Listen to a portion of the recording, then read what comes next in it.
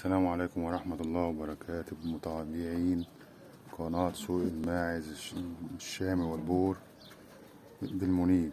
فيديو جديد للناس اللي بتربي جديد أو عايزة تخش المجال الجديد.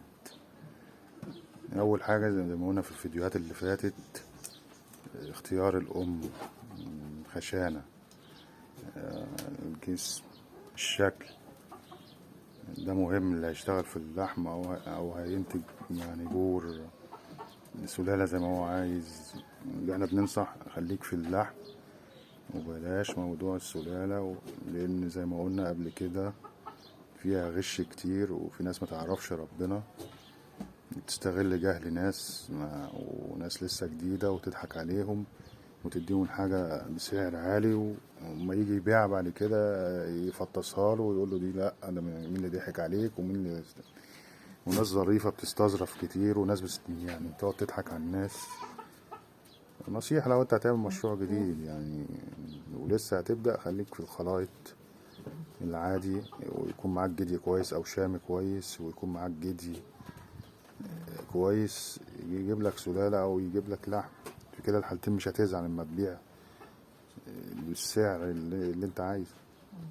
وتاني حاجة للناس اللي هي برضو لسه مبتدئة وعايزة بقى توفر في العلف او توكل العلف ايه، يعني زي ما انتوا حضراتكم شايفين كده، انا بوكل ردة على قشر فول صويا على تبن اسمر مطحون، ولو في تبن فاصوليا يبقى افضل يعني.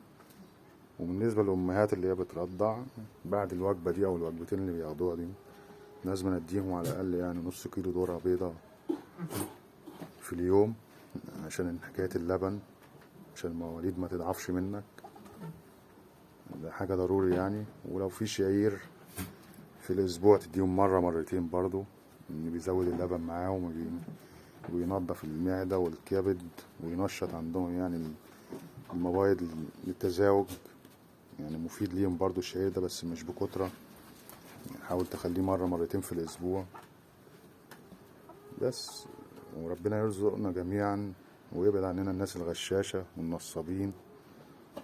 السلام عليكم ورحمة الله وبركاته.